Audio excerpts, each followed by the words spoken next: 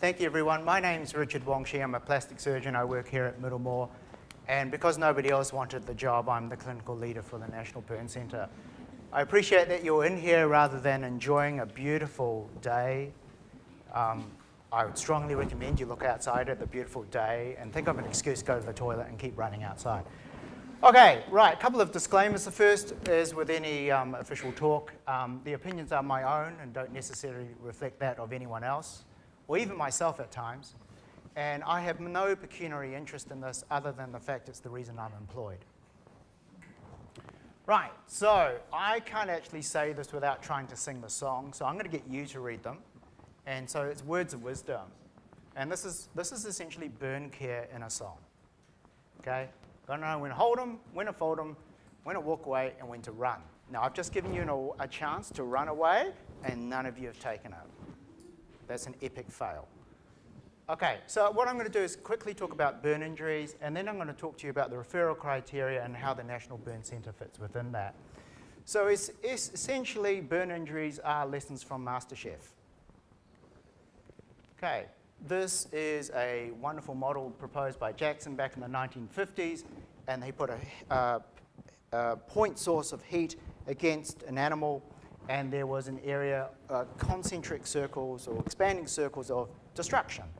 In the center was a zone of coagulation that's cooked, it's dead, it's a cooked egg. Now, I don't know of any way that you can change denatured protein or cooked egg back into a raw egg. Okay?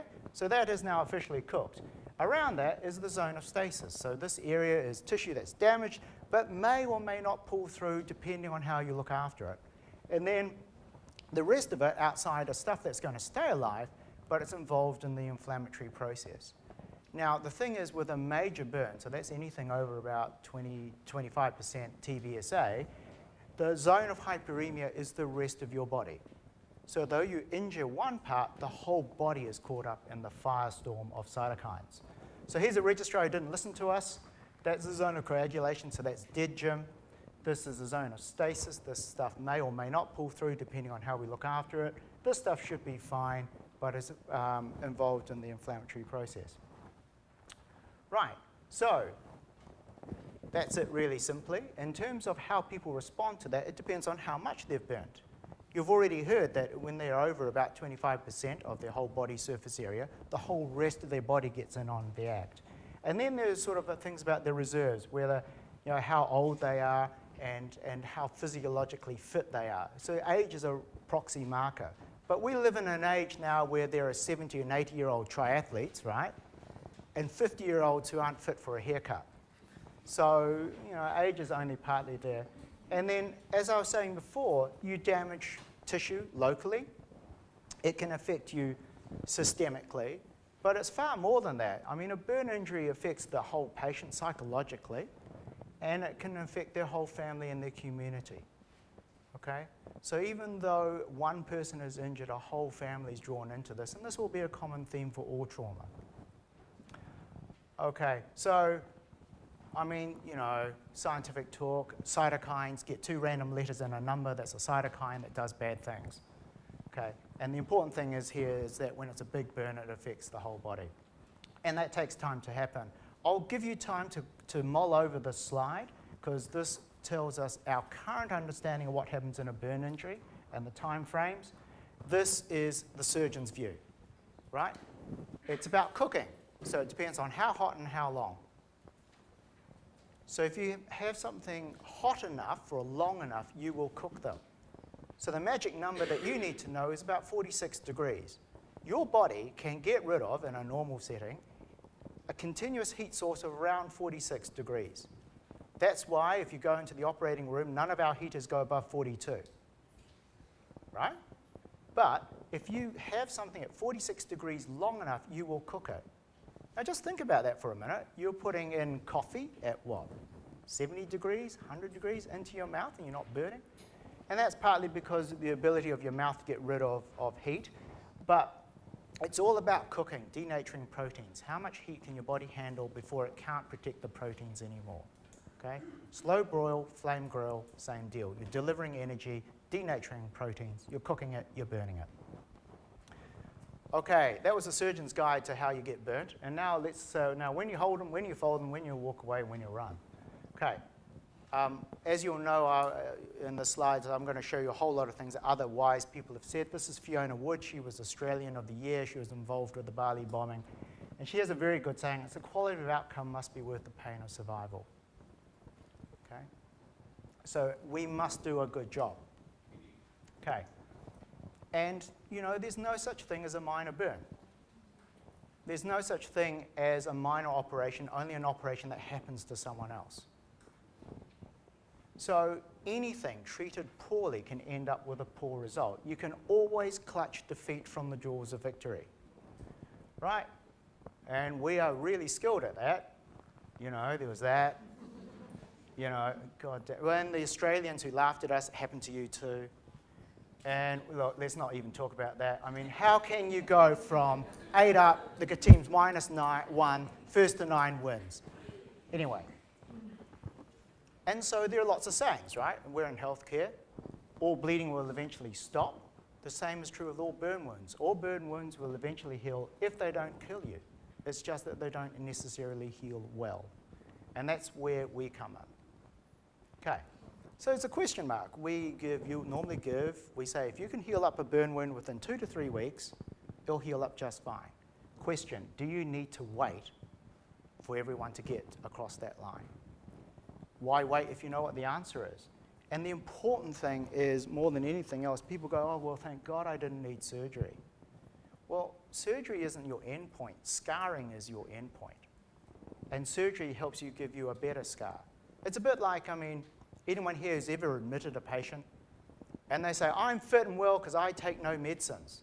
And you discover that their blood sugar's out of control, their blood pressure's through the roof, and they're psychotic, right? And then you've seen the other little old lady, and my mother-in-law is a perfect example of this, and she has, like, oh my God, a shopping bag full of medicines. When she goes into hospital, I run, because she tips it out for the house surgeon to reel out. And there's like 1 million drugs out there. But her blood sugars are under control. Her lipids are under control. Her blood sugars are under control. I won't say she's not psychotic because she's my mother-in-law and she's mad as a meat, but apparently she's not psychotic either. These are some international criteria for when do you pick up the phone and talk to someone about a burn injury. Now, you don't have to tick every single box. Any one of these is enough. So things about the size of the burn. More than 10% in an adult. Just to give you an idea of what is, 1% is the palm of your hand. A whole upper limb is 9. For you to pick up the phone and call about an adult, they have to burn all of their upper limb and a hand. Okay? Half that for a child, and not because anything special other than most children aren't in control of their circumstances. 5% of a full thickness burn in any patient. If they're pre-existing illnesses, if they're pregnant, if they're extremes of age, and we don't define that. It's very young or very old. So for me, a kid is anyone shorter than me, an old person is anyone older than me. You have to come up with your own definition. Any place which we consider special. Now, I've been told by everyone in that corner I'm special.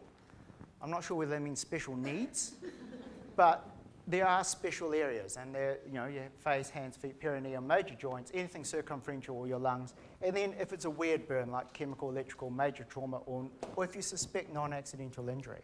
If you read through that list, there's almost, God, what don't I pick up the phone and ring about? And that's because, back to the other slide, you can always clutch defeat from the jaws of victory. It's easy for us to talk to someone and get a plan in motion than it is to try and fix it afterwards. Okay, it's not like trying to sell chest pain to to the medical registrar. Our guys should always say yes. Back in 1926, Sir Harold Gillies, who's one of the fathers of modern plastic surgery, worked out early on you needed a team to care for burns, and we're very fortunate here at Middlemore to have a very dedicated team. Probably not taking the antipsychotics, but a very dedicated team nonetheless. We're part of a national network.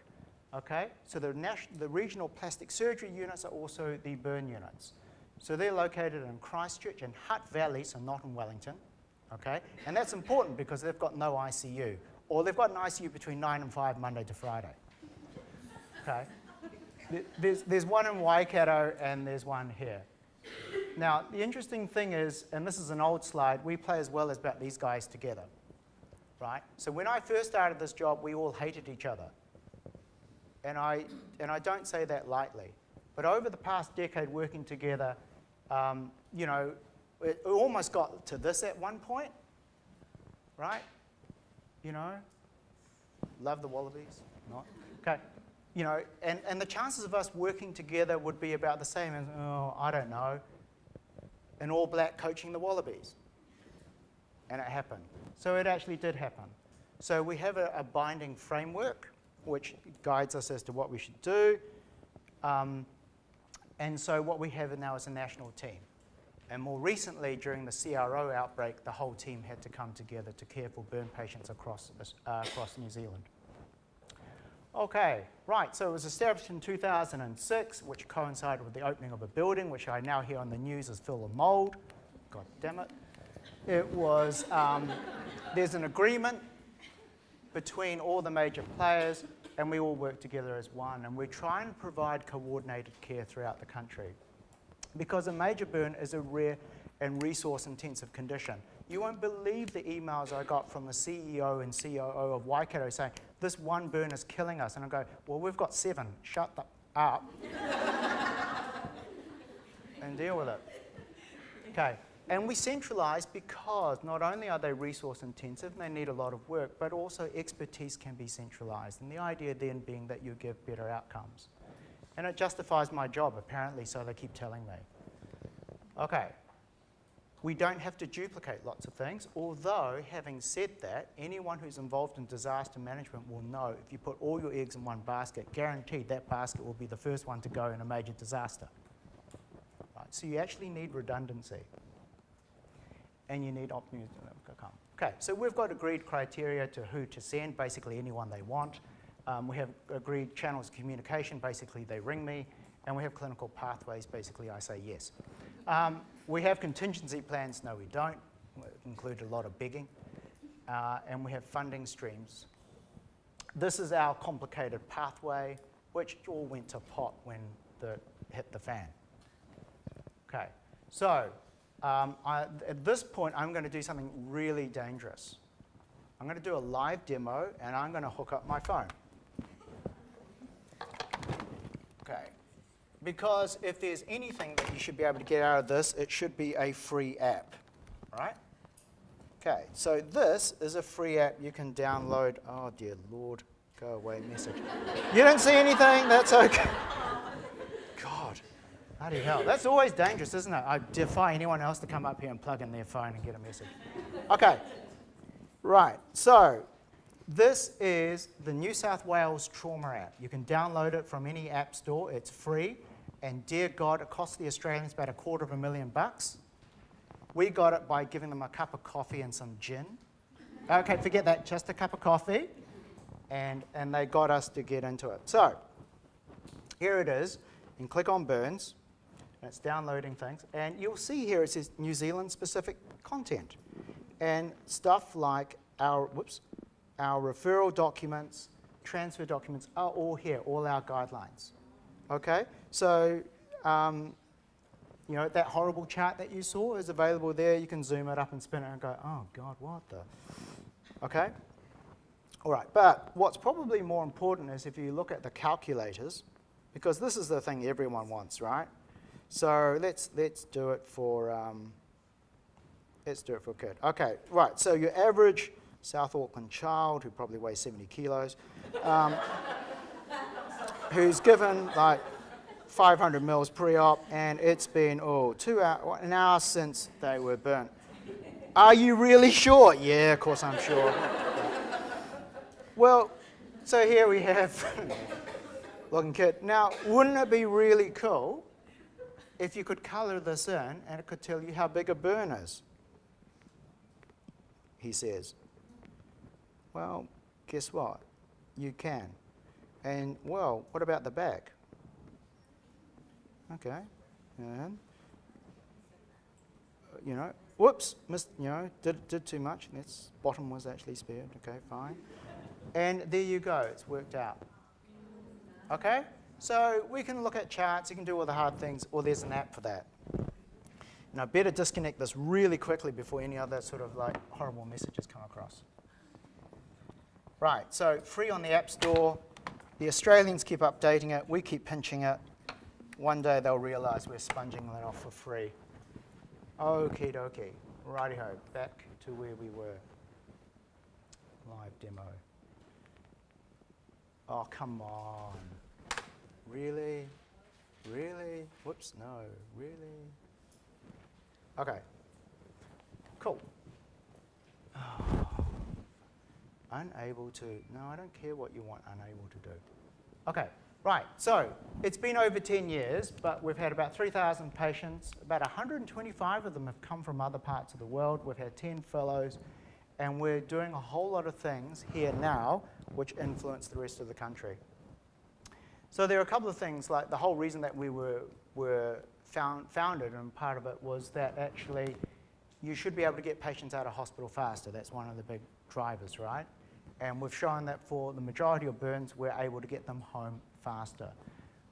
They should also, well, one way of getting someone home is that they don't make it, right? We should be able to try and keep people alive. So the important thing about this is that, well, that's changed more recently, but we were actually able to keep people who were previously dead alive now. And in fact, these days, when I ring up and say I've got a 40 or 50% burn, in the past, people used to say, oh my God, there's no way, why are we bothering? Now it's, oh, that's just more work. We don't even think that this person's has even the remotest possibility of passing away. Okay, so that was before, and this is now after. No one here, before we started, survived with a burn over 70%. Now, over 70%, you have about a 75% chance of survival. 80 to 89 have about a 50% chance. Still can't make chicken salad out of chicken, you know, the other stuff, with a 90%er. Okay, right, keep moving along. So these are some of the things. So in the past, if you walked into a burn theatre, it was supposed to be super hot. But in fact, all you need to do is keep the patient warm. So we have purchased and ordered all of these water coolers, heaters. So they circulate heating air. And if you notice, they're 42, won't go above 42 because, you know, 46, you cook someone. And these keep patients warm.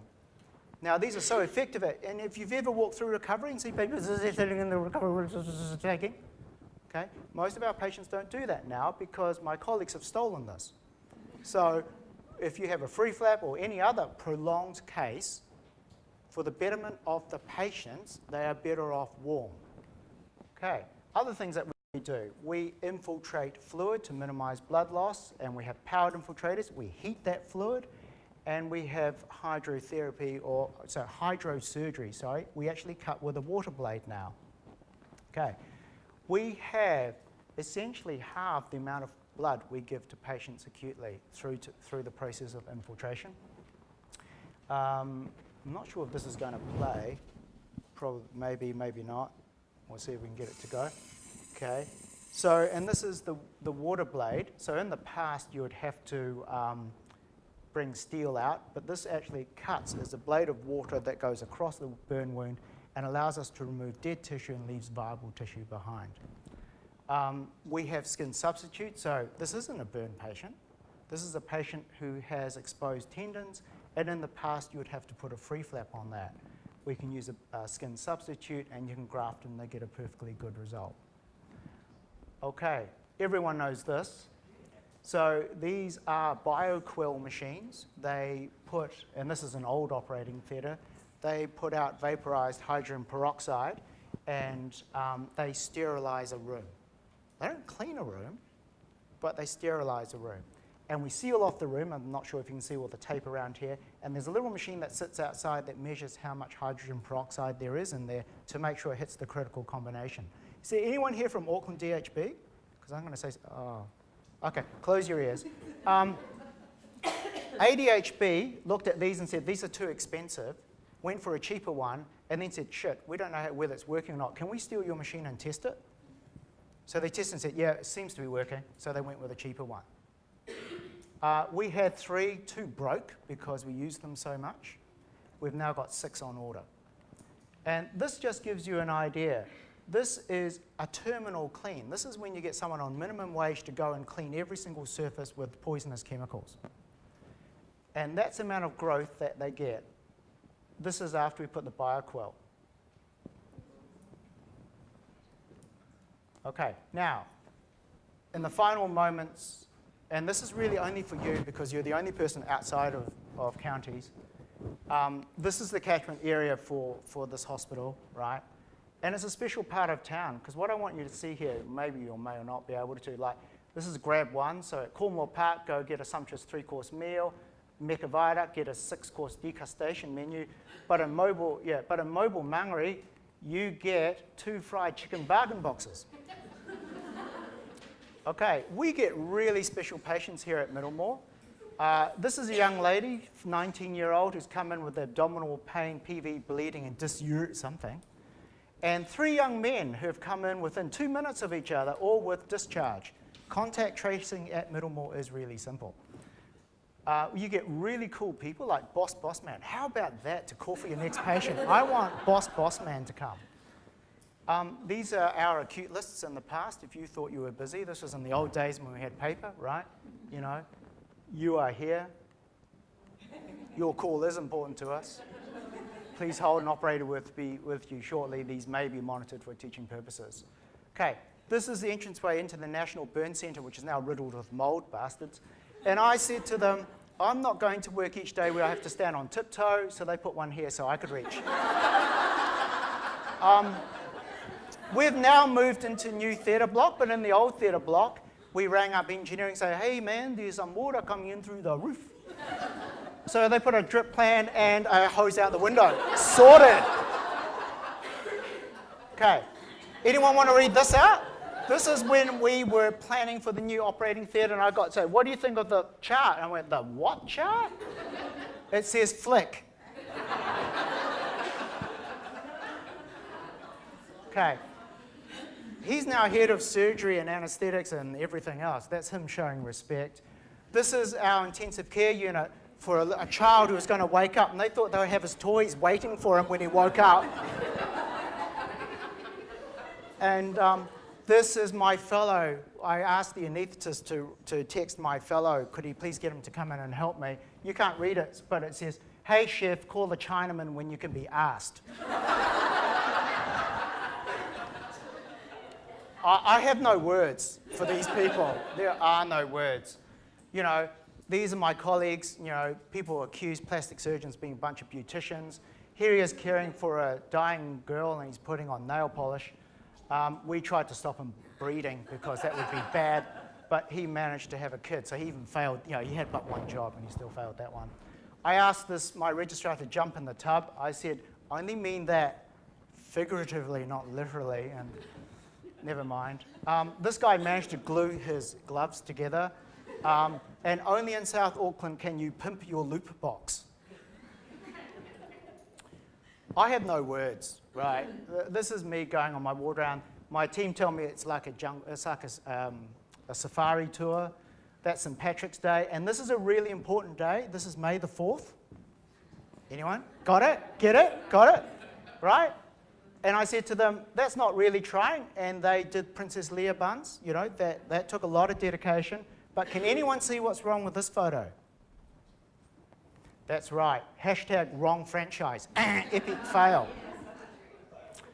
Okay, this is my team of people. Do sharks complain about Monday? No, they're up early, biting stuff, chasing shit, being scary, reminding everyone they're a fucking shark. And, you know, when my trainee passed her exam, that was what we gave her.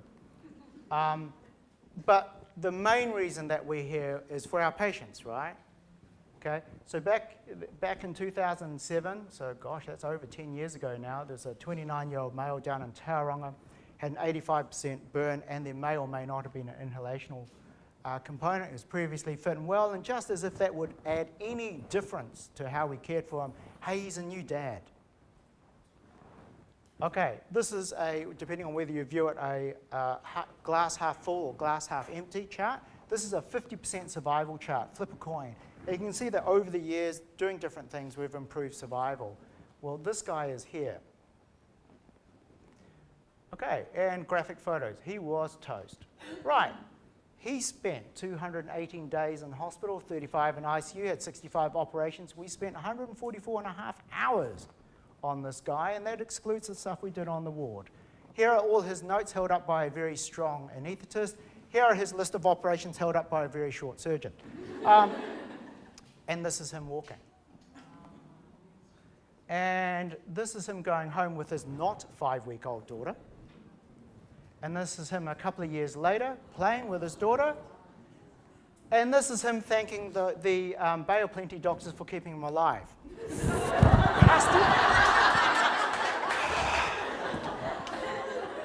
Okay, anyway. So that's why we do it, right? For our patients. So that's it from me. Sylvia, you're going to ask lots of difficult questions at this point, weren't you? That's all right.